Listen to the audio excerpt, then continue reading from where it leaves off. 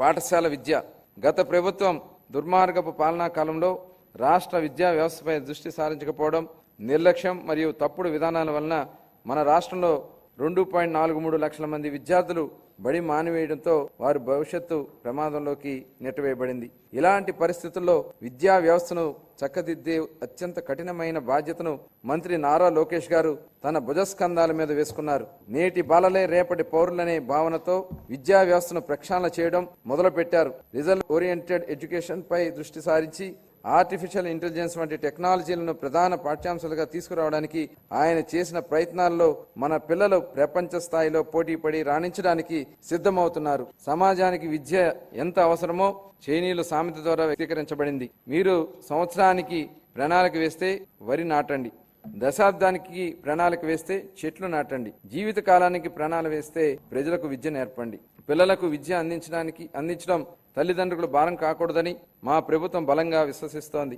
ఏ కారణం చేతనో ఏ బిడ్డ విద్యకు దూరం కాకూడదని విశ్వసిస్తున్నాము. ప్రతి తల్లి తన పిల్లలను పాఠశాలకు పంపేలా ప్రోత్సహించే లక్ష్యంతో మరో సూపర్ 6 హామీని అమలు పరిచే దిశగా తల్లికి వందనం పథకాన్ని ప్రారంభిస్తున్నాం. 2025-26 విద్యా సంవత్సరం నుంచి ఈ పథకం కింద 15,000 రూపాయల ఆర్థిక సహాయం అందించనున్నాము. చదువుకునే ప్రతి విద్యార్థి తల్లికి ఈ పథకాన్ని అందించడానికి కేటాయింపులు జరుపుతున్నాం. ఈ పథకం ప్రభుత్వం మరియు ప్రైవేట్ పాఠశాలలో 1 నుండి 12వ తరగతి వరకు చదువుతున్న పిల్లలకు వర్తిస్తుంది. అదేవిధంగా సర్వేపల్లి రాధాకృష్ణ విద్యా మిత్ర పథకం ద్వారా 35.69 లక్షల మంది విద్యార్థులకు ఉచితంగా పుస్తకాలు, యూనిఫామ్లు, డొక్కా సీతమ్మ మధ్యాహ్న బడి భోజన పథకం ద్వారా విద్యార్థులకు పౌష్టికాహారం అందిస్తున్నాం.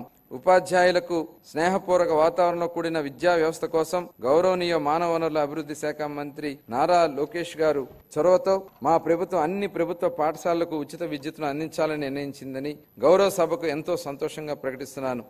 స్థానిక సంస్థలపై ఆర్థిక భారాన్ని తగ్గించడమే కాక ఉపాధ్యాయులు మరియు విద్యార్థులకు ఒత్తిడి లేని వాతావరణాన్ని కల్పిస్తోంది.